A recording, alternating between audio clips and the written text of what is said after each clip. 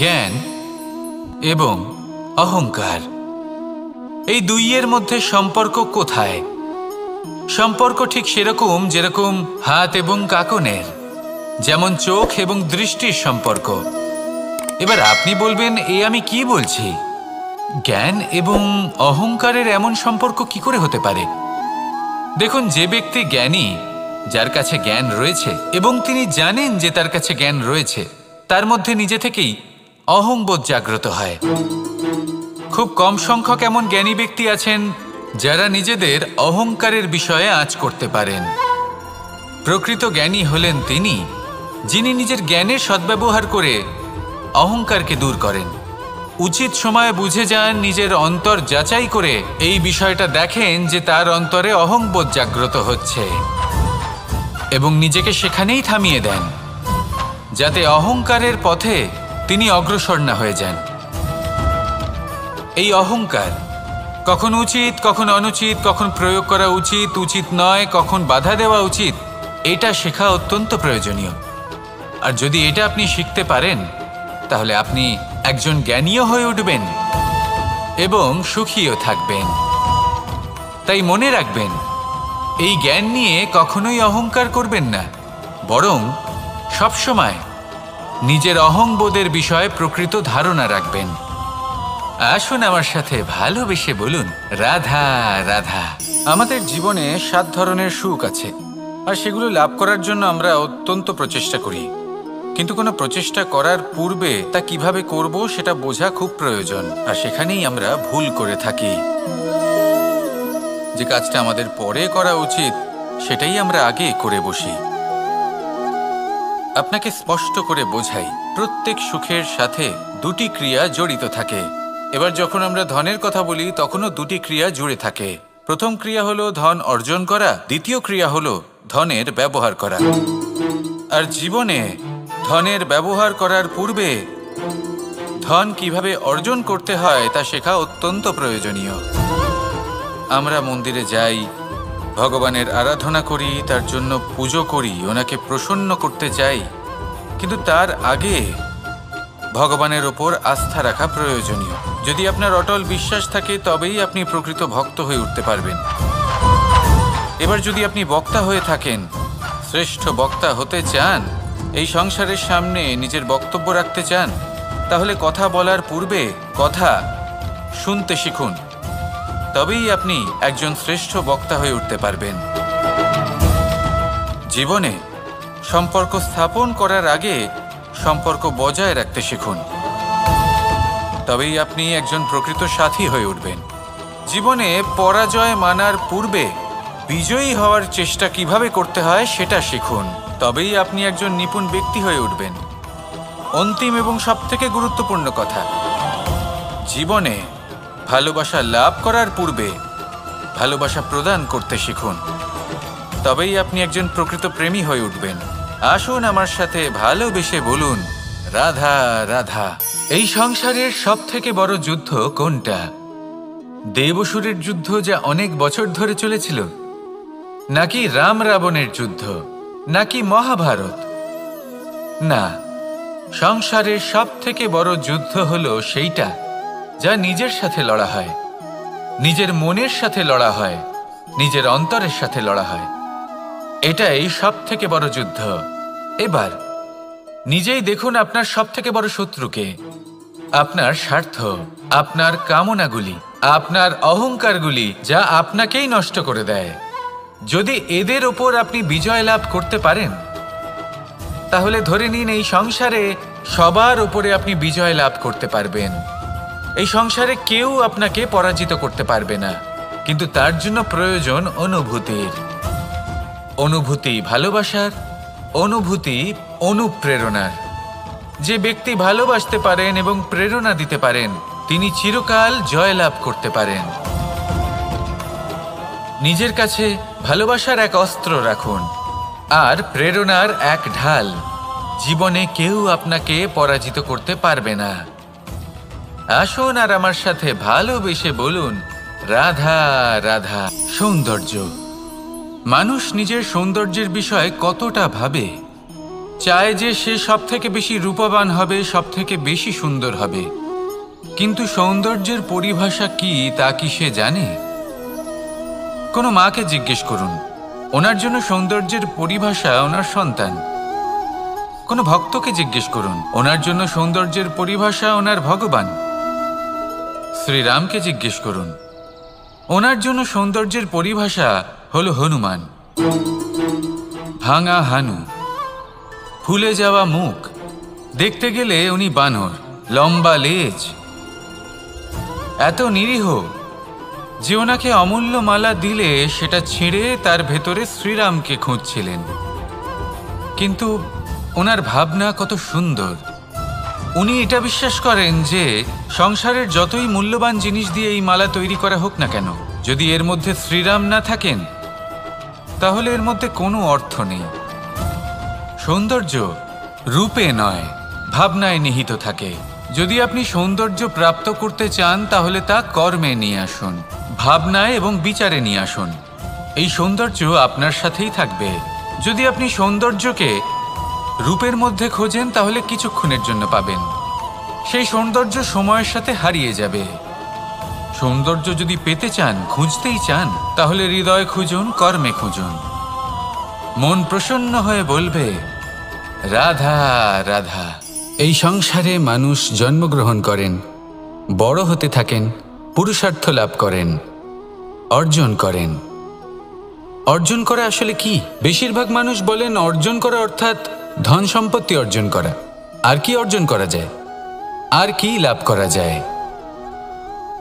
আসল প্রশ্ন হলো এটাই যে কি এমন আছে যা বাস্তব রূপে অর্জন করার যোগ্য। তা হলো ব্যবহার, জ্ঞান এবং সন্তোষ। কেন? কারণ আপনি যখন এই সংসার ছেড়ে চলে যাবেন তখন আপনার ধন সম্পত্তি আপনাকে বিদায় জানাতে আসবে না। আপনাকে বিদায় জানাতে আসবে আপনার আপনজন, যাদের সাথে আপনার সুসম্পর্ক ছিল। সমগ্র সংসারে সহস্র মানুষ ধন অর্জন করে থাকেন। শ্রেষ্ঠ মানুষ হলেন তিনি যিনি ব্যবহার, জ্ঞান এবং সন্তোষ অর্জন করে থাকেন, একে সকলের মধ্যে বিতরণ করেন। তাই এটাই করুন আর আমার সাথে ভালোবেসে বলুন রাধা রাধা। সেই কখন থেকে এই পুস্তকটিকে দেখছি, কিন্তু এর থেকে আমি কোনো জ্ঞান লাভ করতেই পারছি না। এবার আপনি বলবেন যে আজ কেমন বিচিত্র কথা বলছি আমি। যদি এই পুস্তক থেকে আমাকে জ্ঞান লাভ করতে হয় তাহলে শুধুই তাকিয়ে থাকলে হবে না। আমাকে এই পুস্তককে খুলতে হবে, পড়তে হবে, তাকে বুঝতে হবে, তবেই তো জ্ঞান প্রাপ্তি হবে। বড়ই সহজ একটা ব্যাপার, কিন্তু একে যাপন করা অত্যন্ত কঠিন, তাই না? আপনি নিজেকেই দেখে নিন। আপনার কাছে অনেক জ্ঞান রয়েছে। সহজ থেকে সহজতর জ্ঞানের কথা যদি বলি, আপনি এটুকু তো জানেন যে সত্যি কথা বলা ভালো কাজ, দান করা হলো পুণ্যের কাজ। আপনি জানেন যে পরিশ্রম করলে সাফল্য আসবে। এই জ্ঞান তো আমাদের কাছে রয়েছে, এমন অনেক জ্ঞান আমাদের কাছে রয়েছে, কিন্তু আলস্যের কারণে, অবহেলা করে আমরা শুধু এই জ্ঞান প্রয়োগ করতে পারি না, এই জ্ঞান যাপন করতে পারি না, একে আচরণে প্রয়োগ করতে পারি না, সেই জন্য দুঃখী হয়ে যাই। তাই আপনার কাছে যা যা জ্ঞান আছে, যা যা জ্ঞান আপনি লাভ করেছেন, সেই জ্ঞান যাপন করা শুরু করুন, জীবনে প্রয়োগ করতে শুরু করুন। এই মন প্রত্যেকটি মুহূর্তে প্রসন্ন থাকবে, আর লক্ষ্যপ্রাপ্ত করে এই মন বলবে রাধা রাধা। একটা জলের ফোঁটাকে ফোঁটা নামে সম্বোধন করা হয়। অনেক ফোঁটা একত্রিত হলে সাগরের রূপ ধারণ করে। শুধু একটা পাতাকে পাতা বলা হয়, অন্য অনেক পাতার সাথে একত্রিত হলে তা গ্রন্থের রূপ ধারণ করে। একটা মাত্র সুতো অন্য সুতোর সাথে মিলিত হলে বস্ত্রের রূপ ধারণ করে। অনেক সংখ্যক ইট একত্রিত হলে মহলের রূপ ধারণ করে। সৈন্যরা একত্রিত হলে সৈন্যদল তৈরি হতে পারে। এটা হলো শক্তি সংগঠনের, এটাই হলো শক্তি একতার। তা সে বনস্পতি হোক বা কোনো ব্যক্তিই হোক, কোনো মনোভাবই হোক, যদি একা থাকে তাহলে দুর্বল হয়ে পড়বে। যদি সংগঠিত থাকে তাহলে শক্তিও বাড়বে আর আপনাকে সামনে এগিয়েও নিয়ে যাবে। তাই এই একতায় বিশ্বাস রাখুন আর আমার সাথে ভালোবেসে বলুন রাধা রাধা। এমন কিছু রয়েছে মানুষের মনে, তাদের জীবনে এমন এক আবেগ যা সর্বজন বিদিত, যা সবাই জানেন যে উপস্থিত আছে। সেটাকে আমরা সমস্যা বলে থাকি। এমনিতে আমরা সকলেই জানি যে এমন কোনো গৃহ নেই যেখানে মৃত্যুর ছায়া পড়েনি, এমন কোনো বৃক্ষ নেই যার দ্বারা ওষুধ তৈরি সম্ভব নয়, এমন কোনো অন্ন নেই যা সময়ের সাথে বিষ বা অমৃতে পরিণত হতে পারে। এবার এই সমস্যাগুলি কোনো ব্যক্তির জন্য সমস্যা হতে পারে, কিন্তু নিজে থেকে এরা কোনো সমস্যাই নয়। এরা আসে আমাদের সাহায্য করতে, আমাদের কিছু শেখাতে। আপনি নিজেই দেখুন, পর্বতের শিখর থেকে কোনো এক পাখি পড়ে গিয়ে নিজের প্রাণ ত্যাগ করলো। সেটা কখন সম্ভব? যখন সেই পাখি ওড়ার চেষ্টাই করে না। তখন যখন কোনো ব্যক্তি জলে পড়ে যান এবং ডুবে গিয়ে নিজের প্রাণ হারান, এর সম্ভাবনা কখন বেশি থাকে? যখন সেই ব্যক্তি সাঁতার কাটার চেষ্টাই করেন না। তখন এই সমস্যা প্রত্যেকের জীবনে থাকবেই, কিন্তু এটা মনে রাখা প্রয়োজনীয় যে কোনো সমস্যা পরিস্থিতির কারণে সমস্যা হয়ে ওঠে না। এই পরিস্থিতি যখন আমাদের সামনে আসে, আমাদের তা কঠিন মনে হয়, আমরা নতমস্তক হয়ে পড়ি, ভয়ভীত হয়ে পড়ি, তার সম্মুখীন হতে পারি না। তখন তা সমস্যার রূপ নেয়। দৃঢ় হয়ে দাঁড়িয়ে থাকুন সাহসের সাথে, এই পরিস্থিতিগুলির সম্মুখীন হন। দেখবেন সমস্যা কখন সাফল্যে পরিণত হবে আপনি জানতেই পারবেন না। আসুন আমার সাথে ভালোবেসে বলুন রাধা রাধা। এই সংসারে কখনো কোনো ব্যক্তিকে তার বাইরের পোশাক দেখে বিচার করার চেষ্টা করবেন না। এটা খুব বড় ভুল করবেন। যেমন আমরা জীবনে অনেক সময় এমন করি, ধরুন কোথাও একটা গাছ দেখলাম, খুব বিশাল আকারের একটা গাছ, যেটা মাটির থেকে অনেক উঁচুতে পৌঁছে গেছে, যার বিশাল শাখা আছে। সেগুলো দেখে আমরা ভাবি যে এই গাছে হয়তো কত সুস্বাদু ফল আছে। আমরা সেই গাছের পরিচর্যা করতে থাকি। আবার অন্যদিকে হলো একটি তৃণ, যেটা মাটি থেকে কিছুটা উঁচুতে পৌঁছেছে, কিন্তু সেই তৃণর নিচে, মাটির নিচে অত্যন্ত সুস্বাদু ফল বা সবজি জন্ম নেয়, যা আমাদের স্বাস্থ্যের পক্ষে অত্যন্ত উপকারী। সেই জন্য কখনো আবরণ দেখে কাউকে বিচার করতে চেষ্টা করবেন না। তার বদলে এটা বোঝার চেষ্টা করুন যে আপনার সামনে যে ব্যক্তি আছে বা বস্তু আছে তার বিশেষত্ব কি। যদি এই বিশেষত্ব বোঝার ক্ষমতা আপনি অর্জন করেন, যদি এই শিল্প আপনি নিজের ভেতরে জাগ্রত করেন, তাহলে এই সংসারে বিশেষত্ব কি সেটা আপনি জানতে পারবেন। আর এই সমস্ত খেলা দৃষ্টি থেকে নয়, দৃষ্টিভঙ্গি থেকে জন্ম নেয়। দৃষ্টিভঙ্গি সবসময় শুভ রাখুন আর আমার সাথে ভালোবেসে বলুন রাধা রাধা।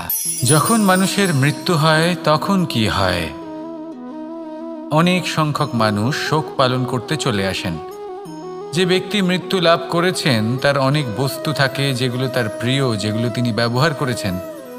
তার শয্যা, তার বস্ত্র, তার আভূষণ সবকিছু তার থেকে বিচ্ছিন্ন করা হয় এবং খালি হাতে তাকে শ্মশানের উদ্দেশ্যে রওনা করা হয়। আমি আপনাকে এই প্রশ্ন করতে চাই, আপনি এই সংসারে কি অর্জন করেছেন? ধন, সম্পত্তি, বস্ত্র, আভূষণ, এই সব কিছু যে আপনি অর্জন করেছেন, আপনার মৃত্যুর পরে তা আপনার থেকে দূর হয়ে যাবে। এর উত্তর হলো একটাই, আপনার কর্ম। শুধু সেটাই আছে যা একান্ত আপনার, আর শুধু সেটাই এই সংসার থেকে চলে যাওয়ার পরেও সংসারেই জীবিত থাকবে।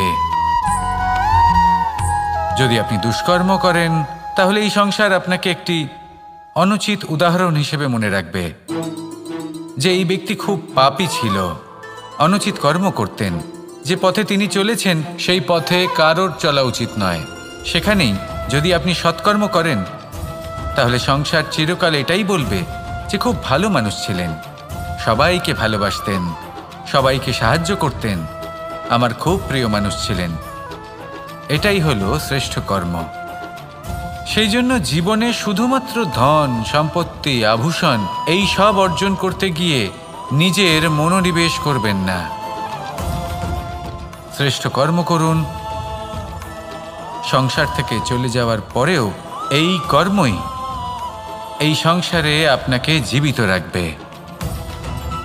আসুন আমার সাথে ভালোবেসে বলুন, রাধা রাধা। আমরা সবাই সূর্যকে সম্মান করি, ওনাকে শ্রদ্ধা করি, ওনাকে পুজো করি। এই সূর্য আমাদের শক্তি প্রদান করেন, প্রকাশ প্রদান করেন। কখনো কখনো উষ্ণতা এতটাই বাড়িয়ে তোলেন, এতটাই তপ্ত করে তোলেন, আমাদের একথা মনে হয় যে আমাদের এই শরীর জ্বলে যাচ্ছে। তখনও আমরা বিরোধিতা করি না, তাকে কটু কথা শোনাই না, আমরা সসম্মানে তা গ্রহণ করি। কেন কেন করি? কারণ আমরা জানি যে সন্ধেবেলা যখন সূর্যাস্ত হবে তখন শুধুমাত্র অন্ধকার বাকি থাকবে। ঠিক কিছুটা এরকমই হয় আমাদের মাতা পিতাও, যিনি আমাদের জন্ম দেন, আমাদের ভরণ পোষণ করেন, আমাদের বড় করেন, আমাদের প্রেম প্রদান করেন। কখনো কখনো তাদের মুখ থেকে কটু কথা নিঃসৃত হয়, আমাদের দুঃখ হয়, কিন্তু তখন আমাদের এটা বোঝা উচিত এগুলি নিঃসৃত হচ্ছে আমাদেরই মঙ্গলের জন্য। যেমন সূর্যদেব, উনিও উত্তাপ দিয়ে থাকেন আমাদেরই মঙ্গলের জন্য, যাতে ফসল পাকতে পারে, যাতে জল বাষ্প হয়ে মেঘ হতে পারে, বৃষ্টি হতে পারে, আর এই সংসারে নিরন্তর জলের প্রবাহ থাকে। আমাদের মাতা পিতা, তাদের কঠোর আচরণ, তাদের কঠোর অনুশাসনের পেছনে লুকিয়ে থাকে ওনাদের ভালোবাসা। আমাদের তা বুঝতে হবে, সসম্মানে ওনাদের গ্রহণ করতে হবে। কারণ ঠিক সূর্যাস্তের পরে যেমন চতুর্দিক অন্ধকারচ্ছন্ন হয়ে যায়, তেমনি আমাদের জীবন থেকে যখন আমাদের মাতা পিতা চলে যায় তখন আমাদের জীবনেও শুধু এবং শুধুমাত্র অন্ধকারই ছেয়ে থাকে। সেই জন্য নিজের মাতা পিতাকে সম্মান করুন, ওনাদের ভালোবাসা প্রদান করুন। এই মন আর এই জীবন প্রসন্ন হয়ে বলবে, রাধা রাধা। পরিস্থিতি কখনো এটা ভালো থাকে, আবার কখনো মন্দ হয়ে যায়। কখনো এই পরিস্থিতি আমাদের পক্ষে থাকে, আর কখনো এই পরিস্থিতি অনুযায়ী আমাদের চলতে হয়, কোনো বিকল্প থাকে না। কিন্তু যখনই এই পরিস্থিতি খারাপ হয়ে যায় তখন কি করা উচিত সেই প্রশ্ন মনে জেগে ওঠে। পরিস্থিতি যখন প্রতিকূল হয় তখন আমরা কিছু হারালে তা হারিয়ে ফেলি, ঠিক আছে, কিন্তু যা বাকি আছে সেটা আমরা আগলে রাখতে পারি। পরিস্থিতিকে সামলে রাখার চেষ্টা আমরা অবশ্যই করতে পারি, শুধু সেটুকুই আমাদের হাতে রয়েছে। কিন্তু এর থেকেও বড় সমস্যা আছে, অহংকার। কখন প্রবেশ করে আমরা জানতেও পারি না।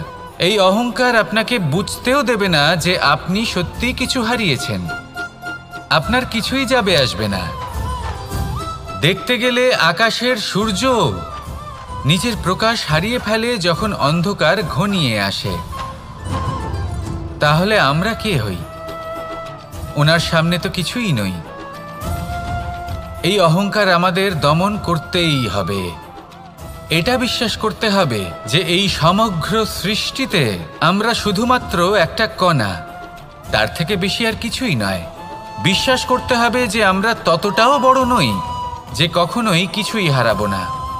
এবার যেদিন এই জ্ঞান আপনি আত্মস্থ করে নিজের আচরণ পাল্টাবেন, মনে রাখবেন সেই দিনই অহংকারকে দমন করতে আপনি পথে অগ্রসর হয়ে পড়েছেন।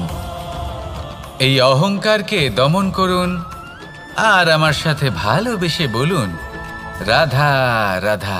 আমি দ্বারকাধীশ এবং আমার সভাতে বিভিন্ন সময় বিভিন্ন ধরনের মানুষ আসেন, নিজেদের দাবি নিয়ে, নিজেদের ইচ্ছে নিয়ে। কখনো কেউ ভোজন চান, আবার কখনো কেউ ওষুধ, কখনো কেউ বস্তু চান, কেউ আবার চান বস্ত্র। কারোর জ্ঞান চাই, কারোর ধন চাই, আবার কারোর বাসস্থান। অনেক সময় আমি এই অনুরোধ, এই ইচ্ছে পূর্ণ করি না। এবার আপনি এটা ভাবতেই পারেন যে কৃষ্ণ তো তাহলে লোভী, ওর কাছে তো সবকিছুই রয়েছে, তারপরেও সে নিজের প্রজার ইচ্ছে পূর্ণ করে না, তাদের সমস্যাগুলি বুঝতে পারে না, তাদের সুখ স্বাচ্ছন্দ্য প্রদান করে না।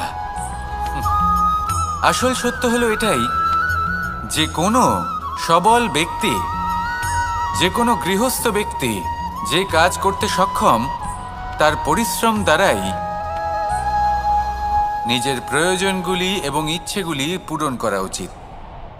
এটা অত্যন্ত প্রয়োজনীয়। আর এগুলো তিনি করতে পারেন শিল্প, ব্যবসা, আচরণ অথবা জ্ঞানের ভিত্তিতে। এই পথে চলতে হবে, পরিশ্রম করতে হবে, তবেই সে কিছু অর্জন করতে পারবে। এবার এমন কোনো ব্যক্তি যার এই সব কিছুতে কোনো রুচি নেই, যে কিছুই করতে চায় না, সে কিছুই অর্জন করতে পারবে না। এবার এরকম কোনো ব্যক্তিকে যদি আমি কোনো বস্তু প্রদান করি, তাহলে কি হবে? সে পরাধীন হয়ে যাবে, আর সেটা উচিত হবে না। তাহলে কি করা উচিত? তাকে পথ দেখানো। তাকে বোঝাতে হবে যে কোন পথে চলে তুমি নিজের লক্ষ্য প্রাপ্ত করতে পারবে। শিল্প, জ্ঞান, আচরণ এবং ব্যবসা, এই পথে কিভাবে চলে সেটা শেখাতে হবে। আর আমি সেটাই করি। তার ফলে কি হয়? ব্যক্তি স্বাধীন হয়ে যায়। সংসারে সে যা চাইবে তাই প্রাপ্ত করতে পারবে। কখনো কারোর থেকে কিছু চাইবার প্রয়োজন পড়বেই না। এই কথাটা সবসময় মনে রাখবেন। যখনই দান করবেন তা ভাবনা চিন্তা করে এমনভাবে দান করবেন যাতে সামনের ব্যক্তি স্বাধীন হতে পারেন, পরাধীন নয়। আসুন আমার সাথে ভালোবেসে বলুন, রাধা রাধা। আমরা সকলে শক্তি অনুভব করতে চাই।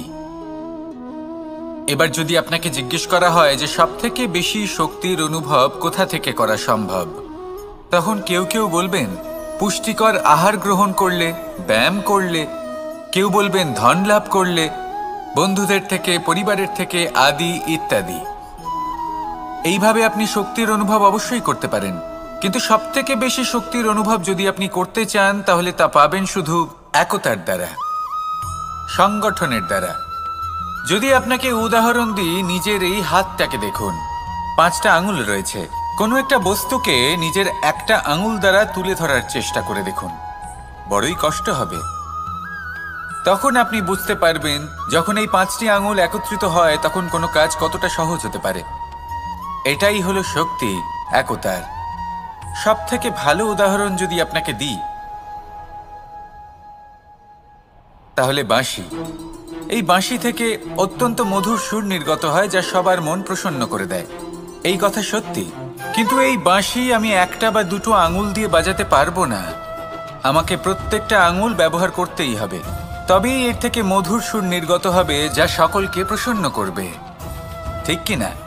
ঠিক এইভাবেই যদি আপনি চান যে আপনার জীবনরূপী বাঁশি থেকেও মধুর সুর নির্গত হোক বা সবার মনকে প্রসন্ন করে তুলুক, তাহলে আপনাকেও জীবনে একতা নিয়ে আসতেই হবে।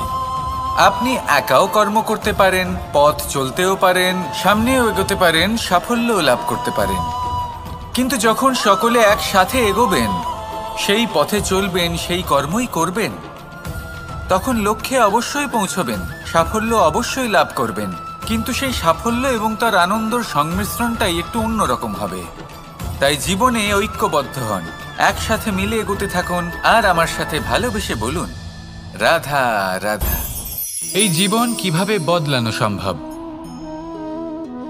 কিছু মানুষ বলেন যে নিরন্তর কাজ করলে, পুরুষার্থ পালন করলে এই জীবন বদলে ফেলা সম্ভব। আজ আমি আপনাকে বোঝাবো যে এক মুহূর্ত, সময় আর সিদ্ধান্ত কতটা গুরুত্বপূর্ণ হয়। এক মুহূর্তই যথেষ্ট। একটা মুহূর্ত এত শক্তিশালী হতে পারে যে তা আপনার সমগ্র জীবন পাল্টে দিতে পারে। এমন এক সময় ছিল শ্রীরামের কাছে, যখন ওনাকে সিদ্ধান্ত নিতে হয় যে উনি নিজের পিতার আদেশ পালন করতে বনবাসে যাবেন নাকি যাবেন না। উনি সেই আদেশ পালন করেছিলেন। তারপর সময় অনুসারে উপযুক্ত সিদ্ধান্ত নিলেন। আর আজ সকলের মনে বসবাস করেন শ্রীরাম। আর অন্যদিকে আছে রাবণ। ওনার কাছে একটা সময় ছিল, একটা সুযোগ ছিল নিজের প্রারব্ধকে শুভ করে তোলার। উনি ভুল করলেন আর মৃত্যু লাভ করলেন। নির্বাচন সবসময় আপনার হাতে, শুধু আপনাকে সময়কে বুঝতে হবে, সেই মুহূর্তকে বুঝতে হবে আর উচিত সিদ্ধান্ত নিতে হবে, ব্যাস। বুঝতে শিখুন এই সময়ের দাবি কি, বুঝতে শিখুন এই সময়ের ইচ্ছে কি, আর উচিত সিদ্ধান্ত নিন। আর আমার সাথে ভালোবেসে বলুন, রাধা রাধা। জ্ঞান এবং অহংকার, এই দুইয়ের মধ্যে সম্পর্ক কোথায়? সম্পর্ক ঠিক সেরকম যেরকম হাত এবং কাকনের, যেমন চোখ এবং দৃষ্টির সম্পর্ক। এবার আপনি বলবেন, আমি কি বলছি? জ্ঞান এবং অহংকারের এমন সম্পর্ক কি করে হতে পারে? দেখুন, যে ব্যক্তি জ্ঞানী, যার কাছে জ্ঞান রয়েছে এবং তিনি জানেন যে তার কাছে জ্ঞান রয়েছে, তার মধ্যে নিজে থেকেই অহংবোধ জাগ্রত হয়। খুব কম সংখ্যক এমন জ্ঞানী ব্যক্তি আছেন যারা নিজেদের অহংকারের বিষয়ে আঁচ করতে পারেন। প্রকৃত জ্ঞানী হলেন তিনি, যিনি নিজের জ্ঞানের সদ্ব্যবহার করে অহংকারকে দূর করেন। উচিত সময়ে বুঝে যান, নিজের অন্তর যাচাই করে এই বিষয়টা দেখেন যে তার অন্তরে অহংবোধ জাগ্রত হচ্ছে এবং নিজেকে সেখানেই থামিয়ে দেন, যাতে অহংকারের পথে তিনি অগ্রসর না হয়ে যান। এই অহংকার কখন উচিত, কখন অনুচিত, কখন প্রয়োগ করা উচিত, উচিত নয়, কখন বাধা দেওয়া উচিত, এটা শেখা অত্যন্ত প্রয়োজনীয়। আর যদি এটা আপনি শিখতে পারেন, তাহলে আপনি একজন জ্ঞানীও হয়ে উঠবেন এবং সুখীও থাকবেন। তাই মনে রাখবেন, এই জ্ঞান নিয়ে কখনোই অহংকার করবেন না, বরং সবসময় নিজের অহংবোধের বিষয়ে প্রকৃত ধারণা রাখবেন। আসুন আমার সাথে ভালোবেসে বলুন, রাধা রাধা। আমাদের জীবনে 7 ধরনের সুখ আছে, আর সেগুলো লাভ করার জন্য আমরা অত্যন্ত প্রচেষ্টা করি। কিন্তু কোনো প্রচেষ্টা করার পূর্বে তা কিভাবে করব সেটা বোঝা খুব প্রয়োজন, আর সেখানেই আমরা ভুল করে থাকি। যে কাজটা আমাদের পরে করা উচিত সেটাই আমরা আগে করে বসি। আপনাকে স্পষ্ট করে বোঝাই, প্রত্যেক সুখের সাথে 2টি ক্রিয়া জড়িত থাকে। এবার যখন আমরা ধনের কথা বলি, তখনও 2টি ক্রিয়া জুড়ে থাকে। প্রথম ক্রিয়া হলো ধন অর্জন করা, দ্বিতীয় ক্রিয়া হলো ধনের ব্যবহার করা। আর জীবনে ধনের ব্যবহার করার পূর্বে ধন কিভাবে অর্জন করতে হয় তা শেখা অত্যন্ত প্রয়োজনীয়। আমরা মন্দিরে যাই, ভগবানের আরাধনা করি, তার জন্য পুজো করি, ওনাকে প্রসন্ন করতে চাই, কিন্তু তার আগে ভগবানের ওপর আস্থা রাখা প্রয়োজনীয়। যদি আপনার অটল বিশ্বাস থাকে, তবেই আপনি প্রকৃত ভক্ত হয়ে উঠতে পারবেন। এবার যদি আপনি বক্তা হয়ে থাকেন, শ্রেষ্ঠ বক্তা হতে চান, এই সংসারের সামনে নিজের বক্তব্য রাখতে চান, তাহলে কথা বলার পূর্বে কথা শুনতে শিখুন। তবেই আপনি একজন শ্রেষ্ঠ বক্তা হয়ে উঠতে পারবেন। জীবনে সম্পর্ক স্থাপন করার আগে সম্পর্ক বজায় রাখতে শিখুন। তবেই আপনি একজন প্রকৃত সাথী হয়ে উঠবেন। জীবনে পরাজয় মানার পূর্বে বিজয়ী হওয়ার চেষ্টা কিভাবে করতে হয় সেটা শিখুন। তবেই আপনি একজন নিপুণ ব্যক্তি হয়ে উঠবেন। অন্তিম এবং সবথেকে গুরুত্বপূর্ণ কথা, জীবনে ভালোবাসা লাভ করার পূর্বে ভালোবাসা প্রদান করতে শিখুন। তবেই আপনি একজন প্রকৃত প্রেমী হয়ে উঠবেন। আসুন আমার সাথে ভালোবেসে বলুন, রাধা রাধা। এই সংসারের সবথেকে বড় যুদ্ধ কোনটা? দেব-অসুরের যুদ্ধ, যা অনেক বছর ধরে চলেছিল, নাকি রাম রাবণের যুদ্ধ, নাকি মহাভারত? না, সংসারের সবথেকে বড় যুদ্ধ হলো সেইটা যা নিজের সাথে লড়া হয়, নিজের মনের সাথে লড়া হয়, নিজের অন্তরের সাথে লড়া হয়। এটাই সবথেকে বড় যুদ্ধ। এবার নিজেই দেখুন আপনার সবথেকে বড় শত্রুকে। আপনার স্বার্থ, আপনার কামনাগুলি, আপনার অহংকারগুলি, যা আপনাকেই নষ্ট করে দেয়। যদি এদের ওপর আপনি বিজয় লাভ করতে পারেন, তাহলে ধরে নিন এই সংসারে সবার উপরে আপনি বিজয় লাভ করতে পারবেন। এই সংসারে কেউ আপনাকে পরাজিত করতে পারবে না। কিন্তু তার জন্য প্রয়োজন অনুভূতির। অনুভূতি ভালোবাসার, অনুভূতি অনুপ্রেরণার। যে ব্যক্তি ভালোবাসতে পারেন এবং প্রেরণা দিতে পারেন, তিনি চিরকাল জয়লাভ করতে পারেন। নিজের কাছে ভালোবাসার এক অস্ত্র রাখুন আর প্রেরণার এক ঢাল। জীবনে কেউ আপনাকে পরাজিত করতে পারবে না। আসুন আর আমার সাথে ভালোবেসে বলুন, রাধা রাধা। সৌন্দর্য। মানুষ নিজের সৌন্দর্যের বিষয়ে কতটা ভাবে, চায় যে সে সব থেকে বেশি রূপবান হবে, সব থেকে বেশি সুন্দর হবে। কিন্তু সৌন্দর্যের পরিভাষা কি তা কি সে জানে? কোনো মাকে জিজ্ঞেস করুন, ওনার জন্য সৌন্দর্যের পরিভাষা ওনার সন্তান। কোনো ভক্তকে জিজ্ঞেস করুন, ওনার জন্য সৌন্দর্যের পরিভাষা ওনার ভগবান। শ্রীরামকে জিজ্ঞেস করুন, ওনার জন্য সৌন্দর্যের পরিভাষা হলো হনুমান। ভাঙা হানু, ফুলে যাওয়া মুখ, দেখতে গেলে উনি বানর, লম্বা লেজ, এত নিরীহ যে ওনাকে অমূল্য মালা দিলে সেটা ছিঁড়ে তার ভেতরে শ্রীরামকে খুঁজছিলেন। কিন্তু ওনার ভাবনা কত সুন্দর। উনি এটা বিশ্বাস করেন যে সংসারের যতই মূল্যবান জিনিস দিয়ে এই মালা তৈরি করা হোক না কেন, যদি এর মধ্যে শ্রীরাম না থাকেন তাহলে এর মধ্যে কোনো অর্থ নেই। সৌন্দর্য রূপে নয়, ভাবনায় নিহিত থাকে। যদি আপনি সৌন্দর্য প্রাপ্ত করতে চান তাহলে তা কর্মে নিয়ে আসুন, ভাবনায় এবং বিচারে নিয়ে আসুন। এই সৌন্দর্য আপনার সাথেই থাকবে। যদি আপনি সৌন্দর্যকে রূপের মধ্যে খোঁজেন তাহলে কিছুক্ষণের জন্য পাবেন, সেই সৌন্দর্য সময়ের সাথে হারিয়ে যাবে। সৌন্দর্য যদি পেতে চান, খুঁজতেই চান, তাহলে হৃদয় খুঁজুন, কর্মে খুঁজুন। মন প্রসন্ন হয়ে বলবে রাধা রাধা। এই সংসারে মানুষ জন্মগ্রহণ করেন, বড় হতে থাকেন, পুরুষার্থ লাভ করেন, অর্জন করেন। অর্জন করা আসলে কি? বেশিরভাগ মানুষ বলেন অর্জন করা অর্থাৎ ধন সম্পত্তি অর্জন করা। আর কি অর্জন করা যায়? আর কি লাভ করা যায়? আসল প্রশ্ন হলো এটাই যে কি এমন আছে যা বাস্তব রূপে অর্জন করার যোগ্য। তা হলো ব্যবহার, জ্ঞান এবং সন্তোষ। কেন? কারণ আপনি যখন এই সংসার ছেড়ে চলে যাবেন তখন আপনার ধন সম্পত্তি আপনাকে বিদায় জানাতে আসবে না। আপনাকে বিদায় জানাতে আসবে আপনার আপনজন, যাদের সাথে আপনার সুসম্পর্ক ছিল। সমগ্র সংসারে সহস্র মানুষ ধন অর্জন করে থাকেন। শ্রেষ্ঠ মানুষ হলেন তিনি যিনি ব্যবহার, জ্ঞান এবং সন্তোষ অর্জন করে থাকেন, একে সকলের মধ্যে বিতরণ করেন। তাই এটাই করুন আর আমার সাথে ভালোবেসে বলুন রাধা রাধা। সেই কখন থেকে এই পুস্তকটিকে দেখছি, কিন্তু এর থেকে আমি কোনো জ্ঞান লাভ করতেই পারছি না। এবার আপনি বলবেন যে আজ কেমন বিচিত্র কথা বলছি আমি। যদি এই পুস্তক থেকে আমাকে জ্ঞান লাভ করতে হয় তাহলে শুধুই তাকিয়ে থাকলে হবে না। আমাকে এই পুস্তককে খুলতে হবে, পড়তে হবে, তাকে বুঝতে হবে, তবেই তো জ্ঞান প্রাপ্তি হবে। বড়ই সহজ একটা ব্যাপার, কিন্তু একে যাপন করা অত্যন্ত কঠিন, তাই না? আপনি নিজেকেই দেখে নিন।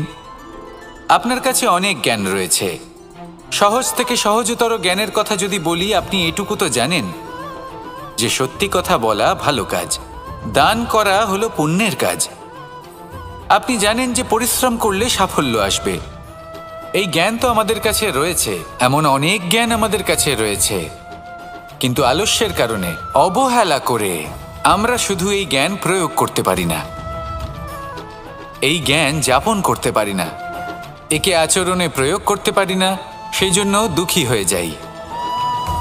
তাই আপনার কাছে যা যা জ্ঞান আছে, যা যা জ্ঞান আপনি লাভ করেছেন, সেই জ্ঞান যাপন করা শুরু করুন, জীবনে প্রয়োগ করতে শুরু করুন। এই মন প্রত্যেকটি মুহূর্তে প্রসন্ন থাকবে, আর লক্ষ্যপ্রাপ্ত করে এই মন বলবে রাধা রাধা। একটা জলের ফোঁটাকে ফোঁটা নামে সম্বোধন করা হয়। অনেক ফোঁটা একত্রিত হলে সাগরের রূপ ধারণ করে। শুধু একটা পাতাকে পাতা বলা হয়, অন্য অনেক পাতার সাথে একত্রিত হলে তা গ্রন্থের রূপ ধারণ করে। একটা মাত্র সুতো অন্য সুতোর সাথে মিলিত হলে বস্ত্রের রূপ ধারণ করে। অনেক সংখ্যক ইট একত্রিত হলে মহলের রূপ ধারণ করে। সৈন্যরা একত্রিত হলে সৈন্যদল তৈরি হতে পারে। এটা হলো শক্তি সংগঠনের, এটাই হলো শক্তি একতার। তা সে বনস্পতি হোক বা কোনো ব্যক্তিই হোক, কোনো মনোভাবই হোক, যদি একা থাকে তাহলে দুর্বল হয়ে পড়বে। যদি সংগঠিত থাকে তাহলে শক্তিও বাড়বে আর আপনাকে সামনে এগিয়েও নিয়ে যাবে। তাই এই একতায় বিশ্বাস রাখুন আর আমার সাথে ভালোবেসে বলুন রাধা রাধা। এমন কিছু রয়েছে মানুষের মনে, তাদের জীবনে এমন এক আবেগ যা সর্বজন বিদিত, যা সবাই জানেন যে উপস্থিত আছে। সেটাকে আমরা সমস্যা বলে থাকি। এমনিতে আমরা সকলেই জানি যে এমন কোনো গৃহ নেই যেখানে মৃত্যুর ছায়া পড়েনি, এমন কোনো বৃক্ষ নেই যার দ্বারা ওষুধ তৈরি সম্ভব নয়, এমন কোনো অন্ন নেই যা সময়ের সাথে বিষ বা অমৃতে পরিণত হতে পারে। এবার এই সমস্যাগুলি কোনো ব্যক্তির জন্য সমস্যা হতে পারে, কিন্তু নিজে থেকে এরা কোনো সমস্যাই নয়। এরা আসে আমাদের সাহায্য করতে, আমাদের কিছু শেখাতে। আপনি নিজেই দেখুন, পর্বতের শিখর থেকে কোনো এক পাখি পড়ে গিয়ে নিজের প্রাণ ত্যাগ করলো। সেটা কখন সম্ভব? যখন সেই পাখি ওড়ার চেষ্টাই করে না। তখন যখন কোনো ব্যক্তি জলে পড়ে যান এবং ডুবে গিয়ে নিজের প্রাণ হারান, এর সম্ভাবনা কখন বেশি থাকে? যখন সেই ব্যক্তি সাঁতার কাটার চেষ্টাই করেন না। তখন এই সমস্যা প্রত্যেকের জীবনে থাকবেই, কিন্তু এটা মনে রাখা প্রয়োজনীয় যে কোনো সমস্যা পরিস্থিতির কারণে সমস্যা হয়ে ওঠে না।